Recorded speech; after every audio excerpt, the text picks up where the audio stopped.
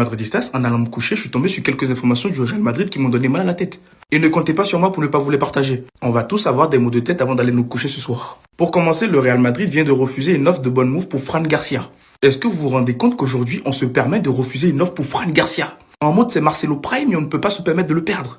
T'es mal les muscles, t'es mal à rage. Apparemment, un joueur comme ça, c'est très important pour le Real Madrid. Non, mais c'est une dinguerie. Et pour tous ceux qui vont me dire, ouais, mais c'est parce que le Real Madrid ne pourra pas le remplacer s'il part. Laissez-moi vous dire que la solution à Fran Garcia, elle est toute simple. Tu me fous Camavinga en concurrence avec Alvaro Carreras. Et le problème est résolu. Fran Garcia, ni vu ni connu, est en poche des sous sur sa vente. Là, on refuse une offre de bonne move, mais qu'est-ce qui vous fait croire que l'été prochain, il y aura des clubs qui vont être intéressés? En tout cas, une autre info qui m'a donné les mots de tête. Le Real Madrid a encaissé 94 buts en 76 matchs, toutes compétitions confondues, depuis le début de 2025. Seul Francfort fait pire parmi les 5 grands championnats. Et à la fin, horrible. Est-ce que j'ai besoin d'expliquer quelque chose? Vous voyez à quel point on se portait très mal. Maintenant, on nous met dans la même phrase que Francfort. C'est une dinguerie. Et pour terminer, une mauvaise nouvelle, deux mauvaises nouvelles, il en fallait une troisième. Jude Bellingham est out pendant un mois. Et voici les matchs qu'il devrait manquer. Valence, Sociedad, Benfica, Osasuna, Benfica et Getafe.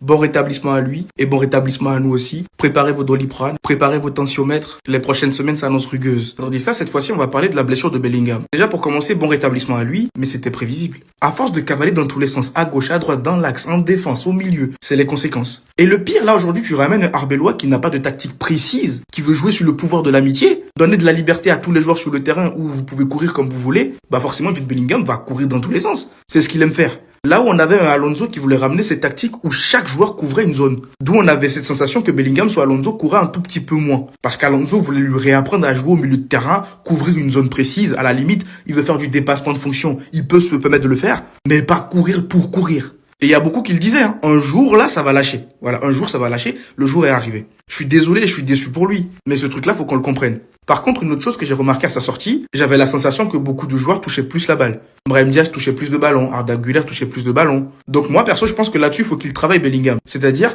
qu'il sache lâcher le ballon quand il le faut. Parce qu'on le sait tous, hein, quand il a le ballon, des fois, il abuse. Il veut forcément conduire la balle jusqu'à la destination qu'il souhaite lui, avant de chercher à donner la passe, mais des fois, c'est trop tard. Mais bref, bon rétablissement à lui. J'espère que c'était pas très grave et qu'il va nous revenir au plus vite. Mais là, on n'est pas au bout de nos peines, hein. C'est rien du tout, tout ça. Et si, les gars, le Real Madrid de Arbeloa remportait la Ligue des Champions 2026, les gars?